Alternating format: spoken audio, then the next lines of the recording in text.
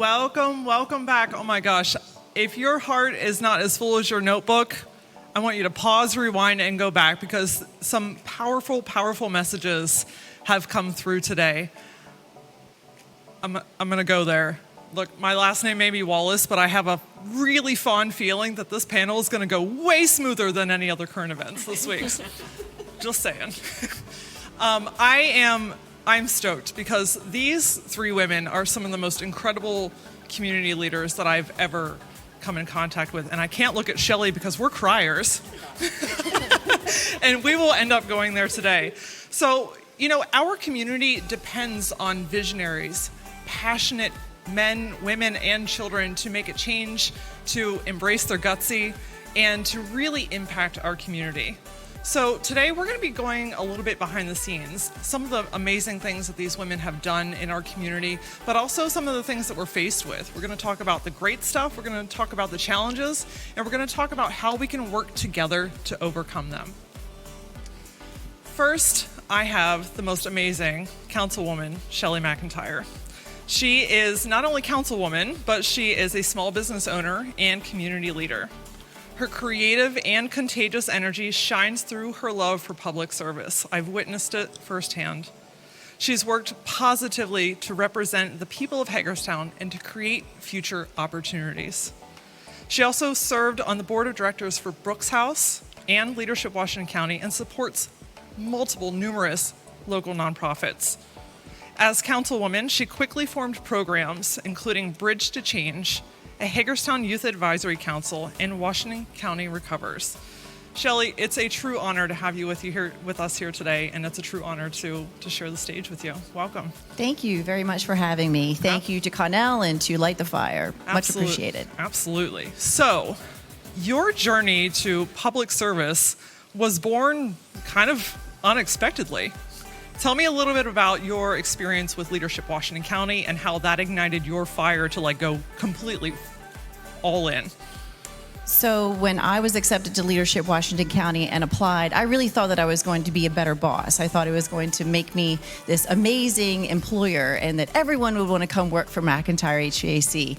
Little did I know how much it was about personal growth and learning about your community and the great things that you could give back to. So it was the kickstart as to why I became a councilwoman.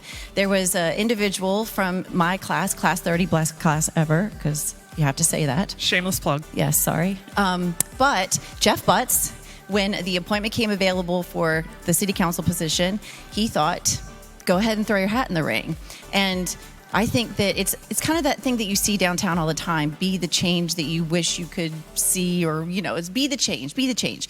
And I think everyone was just really tired of me telling them that this is the way it should be. Oh, I have an idea. So I threw my hat in the ring, and I'm still pinching myself now to know that here I am in the community and giving back in public service. So it's a dream come true.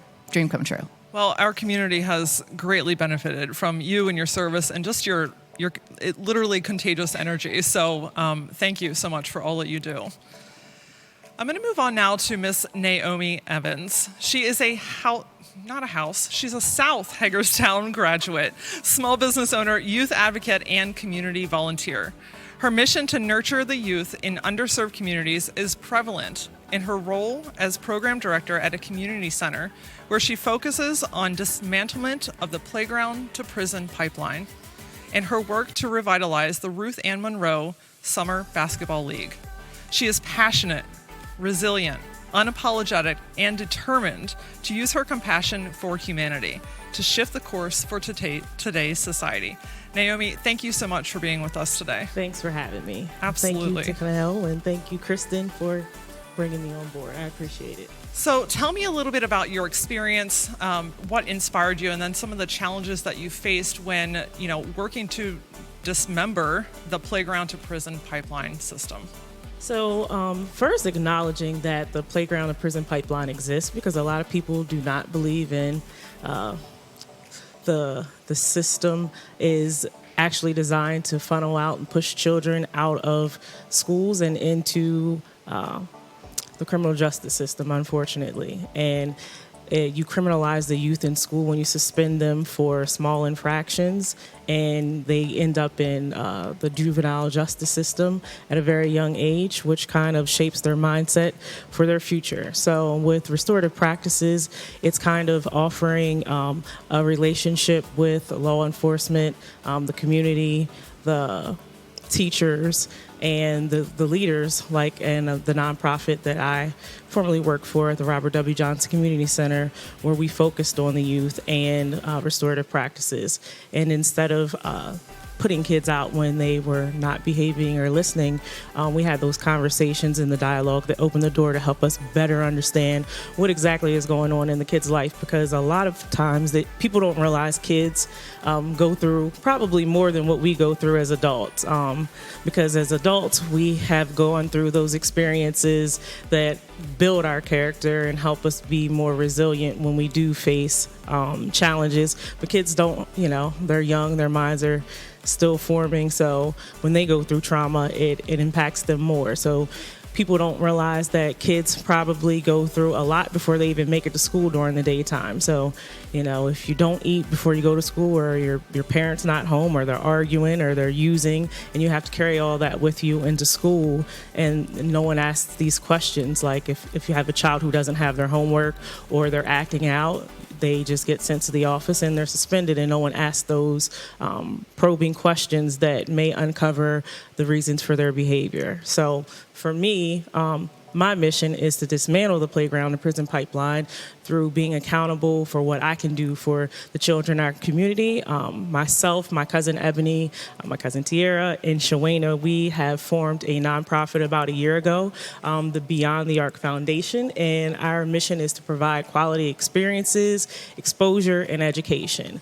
And those are the things that we focus on. A lot of people don't know that we do anything outside of the Summer Basketball League because we really don't advertise the things that we do. I was always told growing up that when you do good deeds and favors that you don't advertise, that you're not rewarded for that in the spiritual realm for those types of things. So we don't really advertise a lot, and I guess because we are a nonprofit, maybe we should put a little more out there, but you'll be seeing more of us in the near future.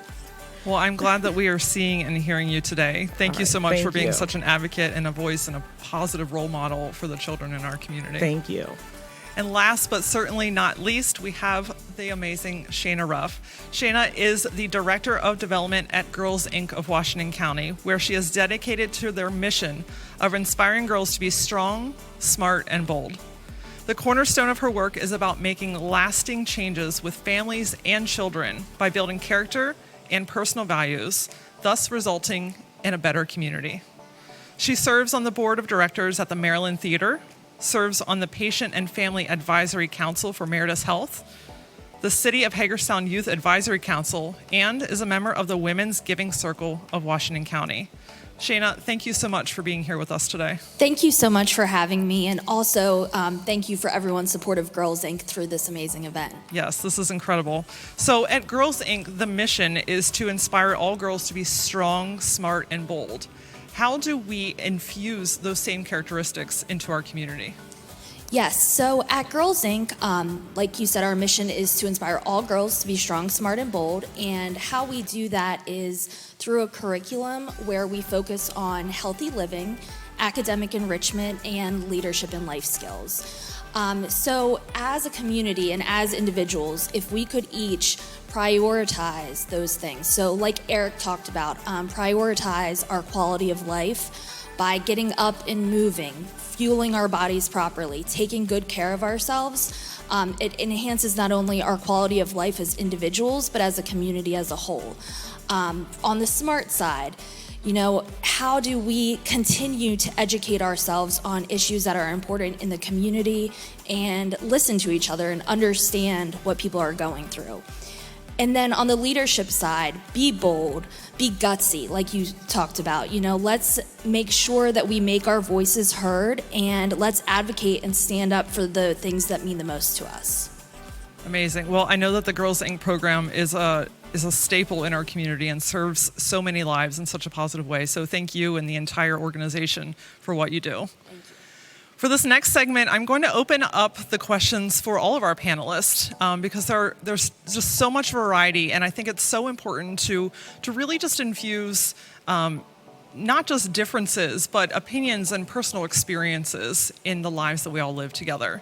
So as I had the amazing opportunity to research these courageous women, I found it really interesting that several of you grew up here, moved, built on your education, did life things, but ultimately chose to come back to Washington County. I think that there's often a mindset of especially when we're teenagers, it's like, I'm getting out of here, I'm getting out of this place. But you chose to come back. So I'm curious, for those of you who did that, what made you decide to come home to Washington County? I'll start. So I moved to Charleston, South Carolina, which is an absolutely amazing city. It's beautiful. The people there are lovely and amazing. And the biggest thing for me is, as much fun as I had while I was there for college and as much as I enjoyed that city as a whole, my support system was here in Washington County. I'm very close with my family. And at that point in my life, I was certainly not going down a bad path, but I needed a better support system than what I had there, and that drew me home. And then once I was here, I realized, how great a community this really is. And there is so much potential, and there's so many opportunities you have to truly make a difference that I ended up staying. My answer is really simple: motherhood. I had a daughter here that needed me to parent her. So I had to set that aside, and I came here and I actually took a different career path, working with youth. So it all worked out. And although I did not leave, Hagerstown is an amazing place to raise a family. So that's why we all come back. Hagerstown is a fantastic and beautiful place to raise a family. Thank you. Several of you are small business owners or are running an organization here in the community. I think that we're always wondering, how can we do more? How can we give back more? So what advice would you give to our business community as far as what can you do outside of your standard operation to invest more in the community? I'll take that first. I think that we as employers have to advocate for our community. So it's great for us to enjoy our customers and reap those benefits of customer service and how to be better. But I think that in order to create better employees, we have to teach our employees how to give back, and so they can find that fulfillment like we have. One of the things that we do at our company is every quarter we have our employees select a charitable organization that is local to the community for us to be able to give back to or for us to be able to serve. And I think that getting your employees involved into what the issues are and to where they can help, it helps them to teach their own families and to be good servants of their community. Kind of piggyback on what Shelley said, is serve is the main thing. I live by the quote by Leo Tolstoy, is the sole meaning of life is to serve humanity. And I think that is something that we kind of get away from, is being humble enough to serve one another. The communities are very divided, and if we could just get outside of ourselves and look and see where the need is, money usually is a big need. So I know small businesses aren't thought to have that much money, but anything counts. And if you can't offer your money, definitely time. Our community is not that big, so it's not hard to find out, who is having what or what needs to be done. So, yeah. I think it's also really important to align your company mission with the organizations in the community. So where is the natural heartbeat of your business? What calls you and your employees? What really just lights your fire, so to speak? To get, to make you want to say, how can I help? Because oftentimes, one of our speakers earlier mentioned it's not always going to come to you. Sometimes you have to go after it. So really just asking that question, how can I help? How can I serve? I find it amazing and just so incredible that several of you, all of you, but particularly several of you, have invested not only your careers, but your lives into investing in the youth of our community. Tell me a little bit about why that is so important and, some of the things that are happening behind the scenes to make that happen. The youth are the future. of our community, of the world. And the number one key factor on if a youth will succeed or fall out of the pipeline is having a mentor and a role model there in their corner to support them. And so by dedicating, whether it's your time volunteering for an organization that's youth-oriented, whether it's being a coach, whether it's being a role model to a young person, you are making a difference by doing that. I believe that the supporting the children are important because unfortunately they say it takes a village, but the village is kind of broken right now, and kids don't have anyone standing in the gap for them. So by supporting the children, you are giving them an opportunity to learn behaviors or mindsets that they might not otherwise receive at home because there might not be anyone in the household teaching them those important skills or values or beliefs. So we have an opportunity to kind of shape that for them before they get older. And once you're an adult, it's kind of hard to change your mind and your mindset. So just starting early and making sure that we're standing in the gap. They're sponges, right? They're so pliable. Shelley? I mean, Whitney Houston said it. The children are the future, right? Shayna said it too. Whitney and Shayna. One of the things that I learned, a quick story, we were trying to decide on new playground equipment at the city park. And I was at a neighborhood's first meeting, and the people that involved in that organization are great, and they were trying to give all these ideas. And then all of a sudden, someone said, why don't we ask the kids what they want? The adults aren't going to play on the playground equipment, so we took the survey to Bester Elementary School and had the kids decide what the playground equipment was going to be. And even that simple act, those kids are the future of that playground, and that's what we need. We need their voice, we need their opinions, we need their ideas, because it's their community that we're trying to build. I love it. We forget, right? Like they have a voice, they have an opinion, they want to contribute to the greater cause. I would love to sit up here and say that everything is perfect and it's puppy dogs and rainbows, but let's just be honest. The world is broken and our community has broken pieces. As many amazing things that are happening, the truth is there's something that needs our time, love, and attention. So tell us a little bit about some of the challenges that are currently happening in our community and how can we work together as a unity to bring those pieces back together? I think our community is divided. We have a lot of entities that kind of serve the same purpose, but no one collaborates. So collaboration, I think, would be something that would be very powerful. The kids seeing us come together for a greater purpose, because kids unfortunately don't do as they say or do as we say. They do what we do. They mock our behavior. So if they see us coming together and working together for a greater good, I think that would affect them and help them realize that you can't do things alone, not when it's broken. And I also believe that accountability is a big thing. We like to point fingers and blame other people for why things aren't the way they should be. And instead of focusing on why another person's not doing what you believe they should do, start with yourself. Start with yourself, take accountability for your own actions, and see what you can do to contribute to the change.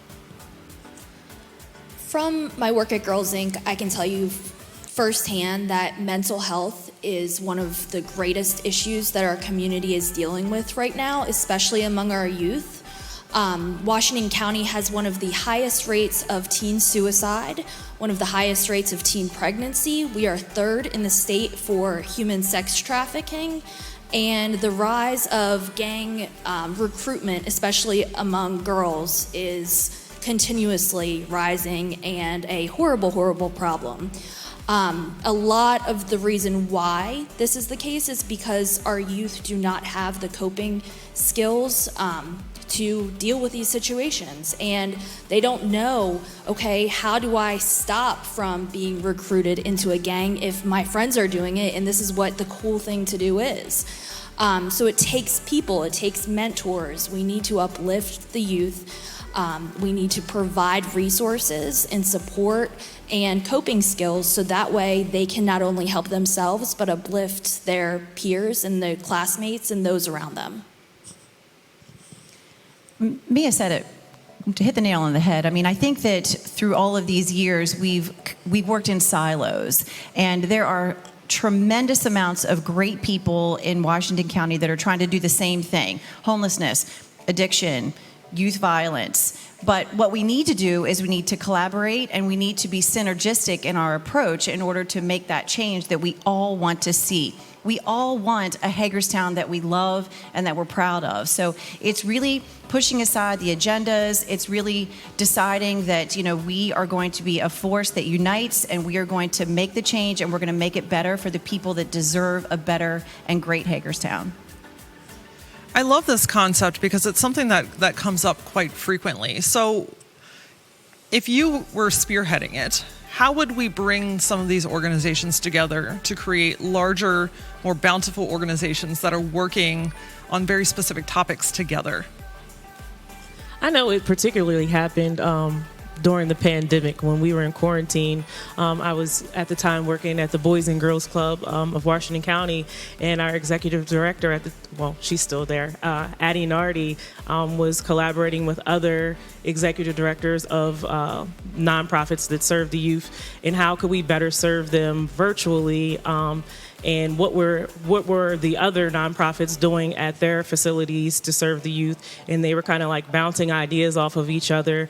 And so during that time, in the midst of a pandemic, it really brought everybody together to kind of be more cohesive. So if it worked then I don't see why we couldn't do something like that moving forward. I think just opening the dialogue and having conversations, like Shelley talked about, neighborhood first. Leadership Washington County is an amazing organization that it opens your eyes to so much in the community that you are not even aware of, being a resident growing up here your whole life. Just having that conversation and being able to listen and hear what others have to say, and then let's work together. Let's break down the silos. And like I said, I think it's important to put our agendas to the side. I think that you have to focus on the greater good. And really, whenever you talk about something, some of these big, heavy issues, there are so many people in the different nonprofit organizations and in the private sector that really want the same thing. So it's creating that time in order to make it happen, and bite-sized chunks. We're not going to solve homelessness in 24 hours. It's not going to happen. But if we take small bite-sized pieces and we all work together, it's really the way to make accomplishment and to make a better community. It's really just about communication, right? Talking. It's such a, we take it for granted. It's in front of us every single day, but yet it's something that can continuously be strengthened. I know that our community is not immune to a mindset, and this happens not just in communities, but in businesses and homes and relationships, but this is how we've always done things, so this is how we should continue. How do we start to break that cycle of that mindset and again come back together with unity? I believe doing things without permission. Sometimes we try to get people to be on board with whatever our cause is, and instead of doing that, just do what you feel needs to be done and don't ask for permission. And if it works, I believe that people will follow suit, and people will ask to join you in whatever it is that your mission is. Albert Einstein, I think, answered this question by the definition of insanity is doing the same thing over and over and over again and expecting different results. I think, so many times you're trapped, like you said, Laura, in that cycle. How do we break it? We can't be afraid. We have to put our ideas into action and not be afraid to take the risk, be gutsy, and step up. And if somebody is in your way, as far as, they say, oh, this is how we've done it for 15 years, don't be afraid to, put your idea forward. I'm not sure how many times you've heard one of the young people say that they want to do something this way, but when they do, we listen. So in order to do things and to make change, it goes back to the youth and the future of our community. So we have to get them involved. We have to encourage them to be involved, and we have to make sure that they stay involved from whatever means necessary. And that's the way that we can create the change that will be consistent, because they are the future, as we've said up here a couple of times. And it's the only way that we can kind of let those old ideas and those old ways of doing things, we can let those kind of fade away for a better future. There's some incredible innovation that comes from embracing new ideas. The Black Lives Matter march in Hagerstown just a few months ago was built from young women that had an idea and wanted to do something to take a stance. So going back to the youth and supporting and saying, you know what, this is not how we've always done it, but I have a really great idea and I think that I can get people on board. I mean, that's proof of that. Let's talk about volunteerism, because I think that a lot of people have the heart for it and they want to give back, but they're worried about the time commitment, the effort, maybe the financial commitment, and then sometimes on the flip side, volunteer burnout. So tell me a little bit about how you balance, or how you would recommend balancing volunteerism with giving back, but not also putting yourself completely flat out. I think you really have to look at what organizations you are passionate about, what causes you're passionate about, and put your time and energy into those things. It's very easy to be pulled 15 different ways, or for a friend to be involved in something and try and recruit you. And, you know, we're all busy people. It's just important to listen to your heart and find the causes that mean the most to you, and then dedicate the time you have to that. And you know what? If you can't dedicate 2 hours a week, if it's only 1 hour a month, then that's fine. Do the best that you can do, and do it about things that mean the most to you. I think that I'm going to make it really simple. We all have social media feeds, and I think that we need to make sure that our feeds are full of the things that are the ways that we can give back. And even sharing a post about it for a nonprofit organization that's having an event, or maybe a local politician that's doing something really great in the community, doing things like that are really ways to give back. And because it can be very easy to get burnt out, and you have to do as Mr. Rollins said, and exercise your mind, exercise your faith. You need to really take care of your mental health, because it is very easy to get burnt out. You have to know that where your lane is, because you can't be good at everything, and you can't have your hands in every single organization. So find what is most passionate to you and really give back in that way. So my answer is a little bit different, because I believe that people misconstrue the true meaning of passion. I think that you do find a nonprofit or organization that you are passionate about, to serve and to give back, but sometimes passion is confused with being something that is fun or exciting, but the reality is sometimes passion requires suffering. So for me, I feel like I just have to find what I'm willing to put that sacrifice into, and understand that it is a commitment, and sometimes it's not going to be fun, sometimes it's not going to be convenient, but it serves a greater good and a purpose that is greater than myself. So Wonderful. I think there's a really important topic that we should dive into, and that's systemic racism. This is a topic that is in every community across the entire country. What can our businesses do, and our volunteers and our community involvement do to help end systemic racism here in our community? We have to educate ourselves. We have to know what we're dealing with, because our brothers and sisters are hurting. And we have to understand that. And we have to know where that is rooted from. And we have to do a better job at listening and digging deep and being uncomfortable and saying things that may not sound right when you first say it, but to really educate ourselves and understand where we need to do better. Shelley and I were actually talking about this right before we came on stage, and she's right. It's very uncomfortable. It's uncomfortable for everyone, and we have to just forget about the uncomfortableness of it and have that conversation and educate ourselves.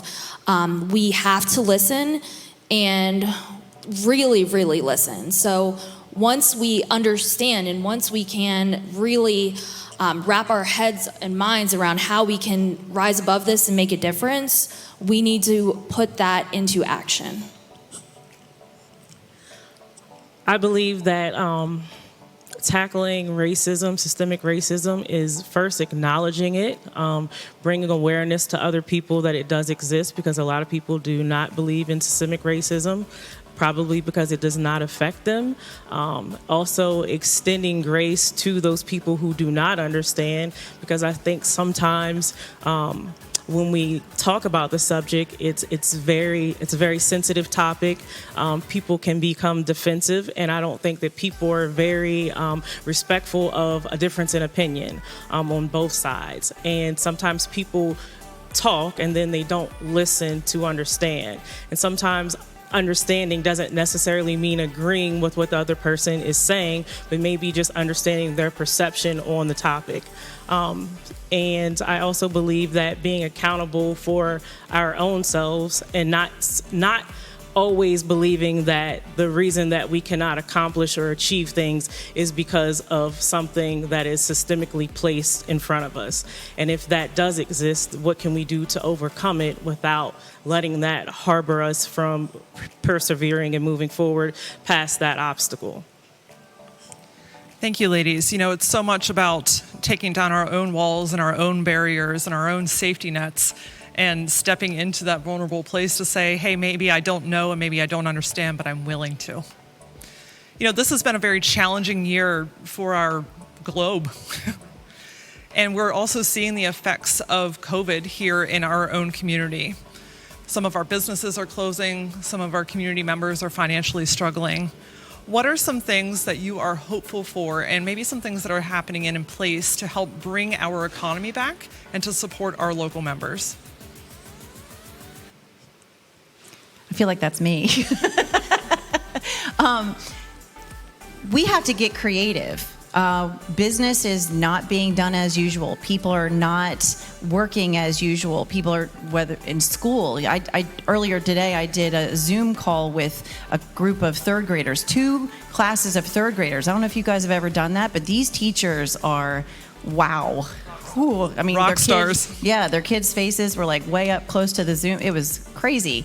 But we have to be super appreciative of the differences that businesses and individuals and parents, everyone is going through this. It's the one thing, finally, that every single person in the world can relate to in one way or another. It has affected all of us. So we as a community have to be understanding, and we as a government have to be creative in order to open up the streets twice a week in order to make the businesses have outdoor dining. Things like that are going to be very, very important for us to be able to move forward together.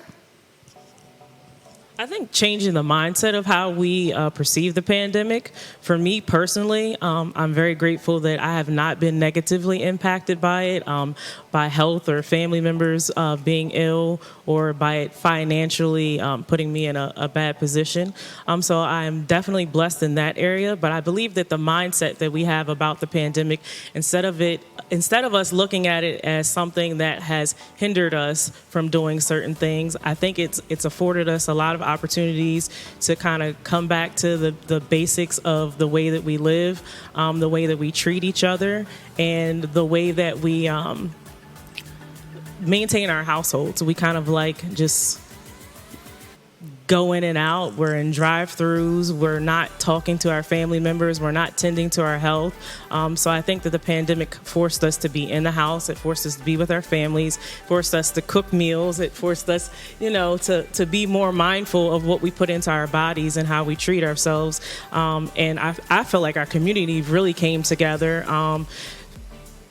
Groups were created on Facebook for, I seen people like, hey, there's toilet paper, there's sanitary wipe, or I'm sorry, not sanitary, but sanitizing wipes and stuff at Sam's Club, and you get there and there's like 10 things left. The takeout, the Washington County takeout, it was a good opportunity for new businesses to be seen. And even like with the nonprofits, I feel like a lot of nonprofits came together and made sure that the community's needs were met during the pandemic. So just doing the same things moving forward, even when, things start to lift up, just keeping that same mindset. So at Girls Inc., we had to get really creative, as did the Boys and Girls Club and several other youth-serving organizations. And when we found out that kids were going to be doing distance learning again through the fall, we really had to take a look and say, like, okay, we need to jump in with both feet, and how do we help facilitate this program, and how do we move our after-school program to full-day programming? How do we find the staff? How do we fund this program? There were so many unknowns that we had, but we knew that we had to do something to help the girls.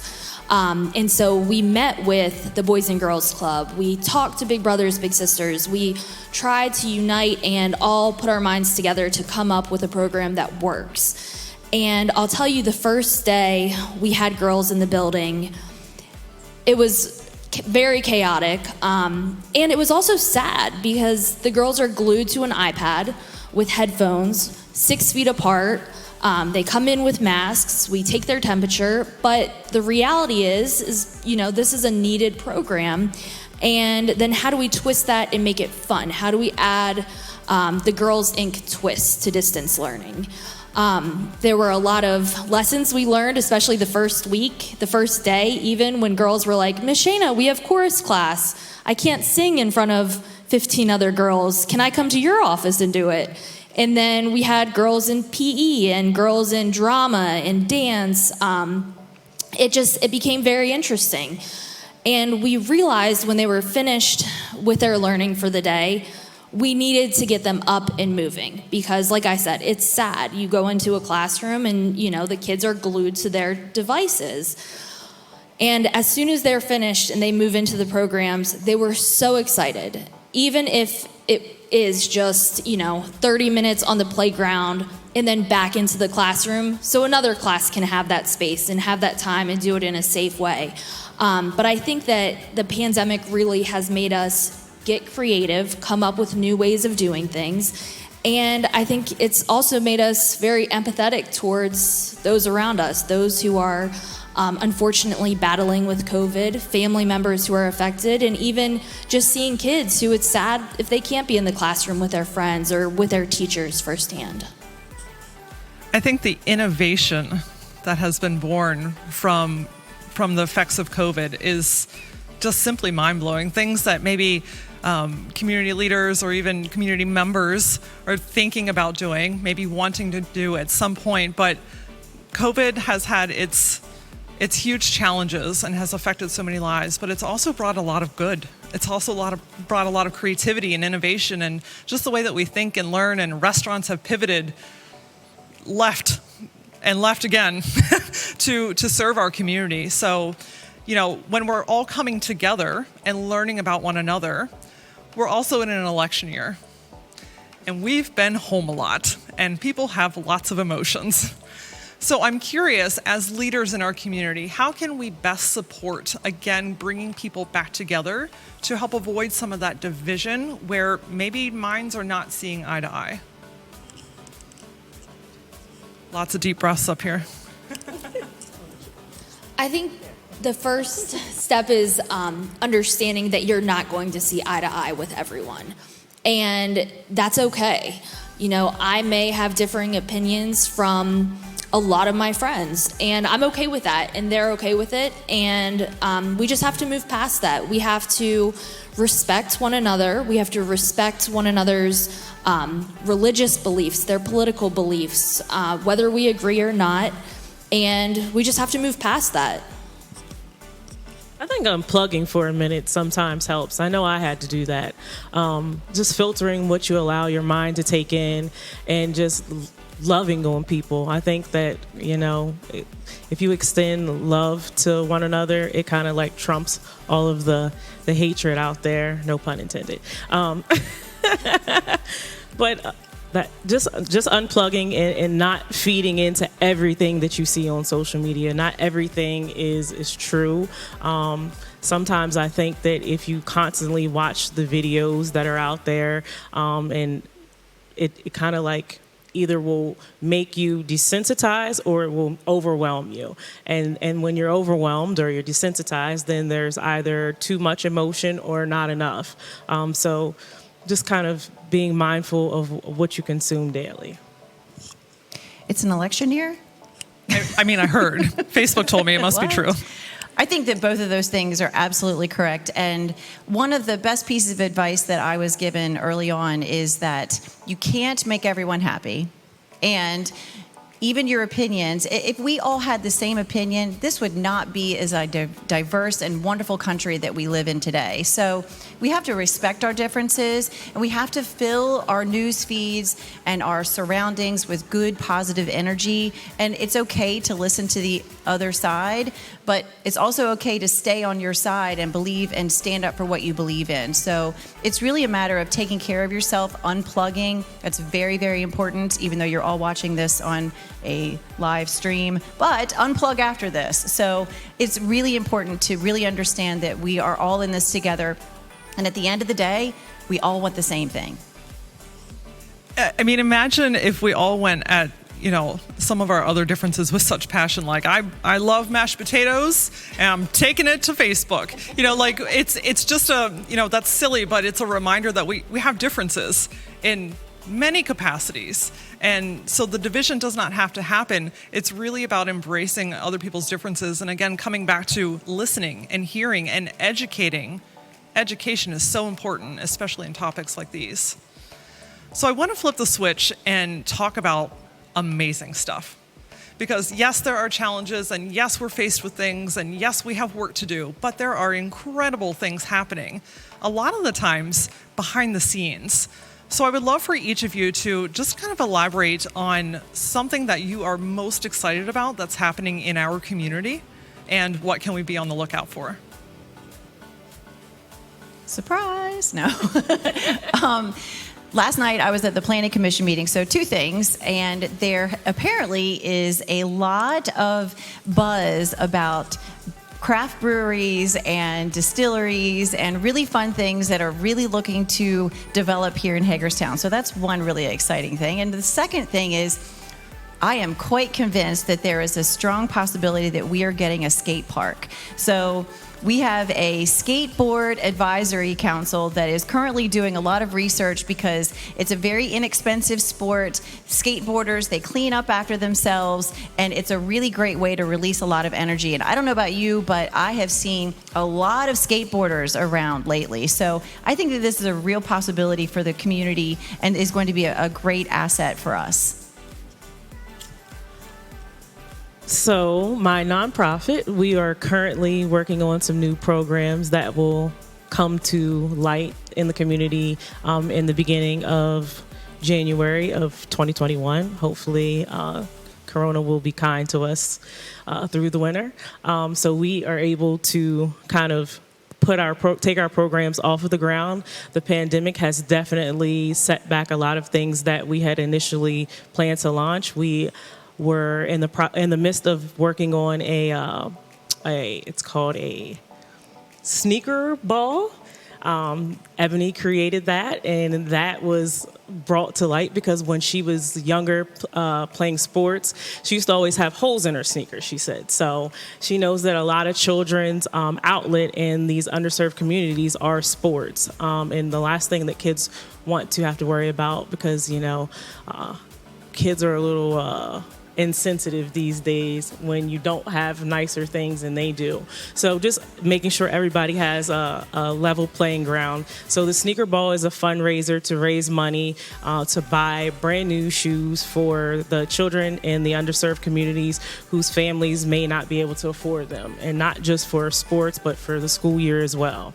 And for my business, Liberated consultants, we will be making ourselves known in the community as well. Shelley has given us the pleasure to utilize her business for our mock training. We do diversity training, and our mission is to empower people through education by embracing diversity. We kind of want to target businesses and larger corporations in light of everything that's going on in the world right now. You see a lot of people losing their jobs as a result of things that they post and say on social media.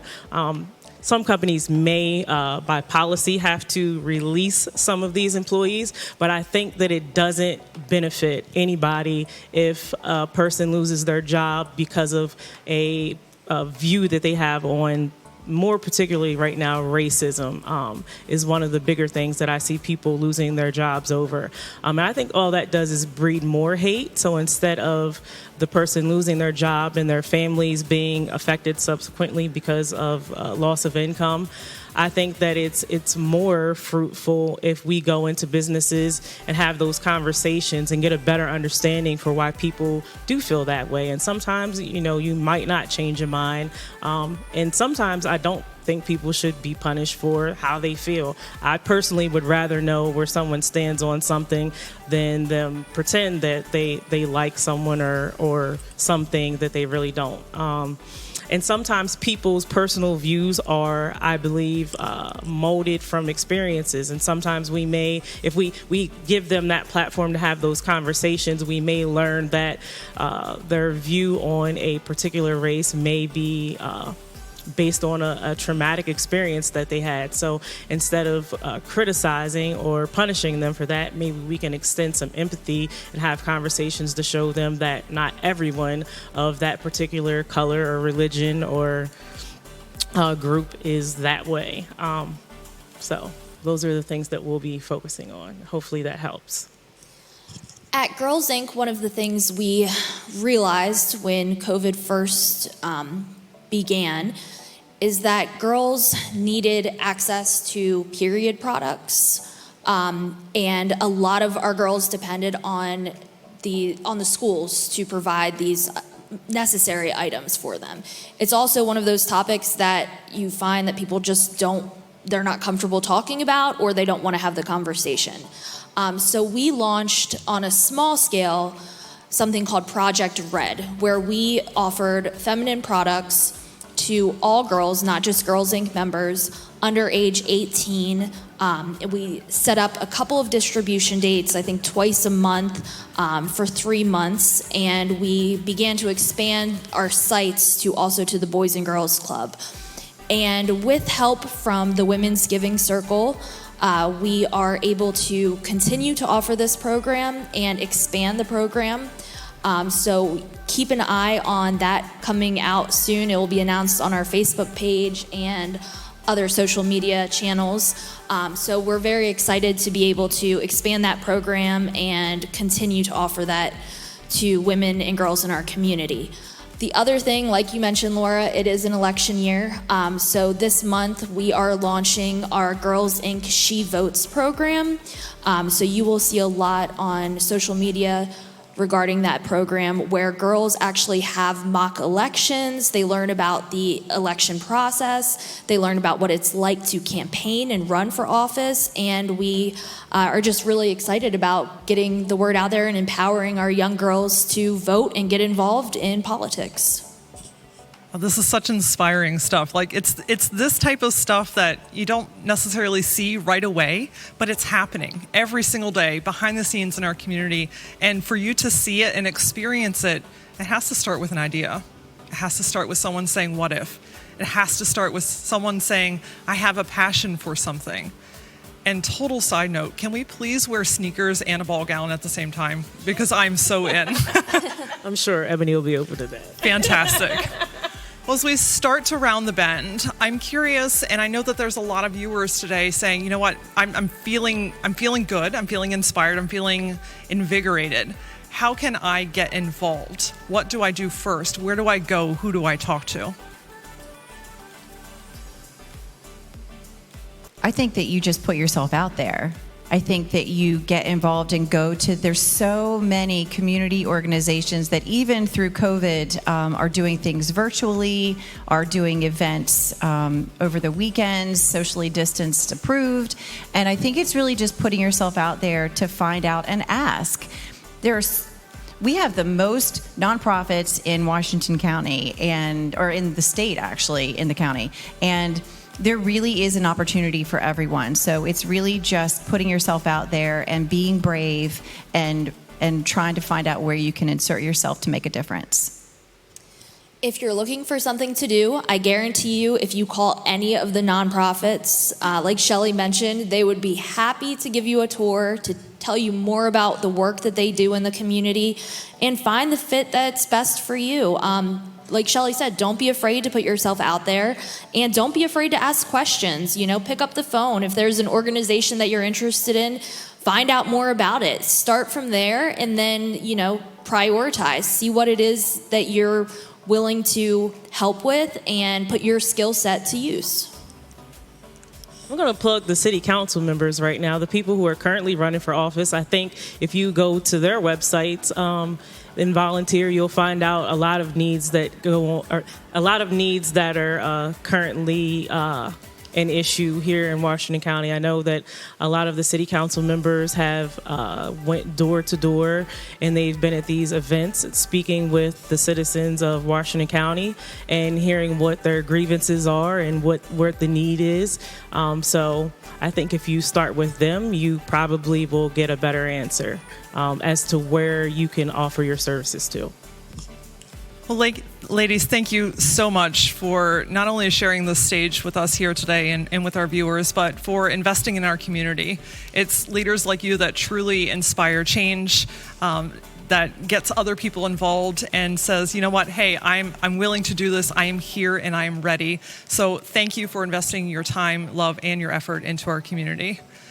This is wrapping up here our last segment. I hope that you've enjoyed these amazing leaders, and please, by all means, take their advice to heart. Visit those websites, put yourself out there and say, you know what, how can I get involved?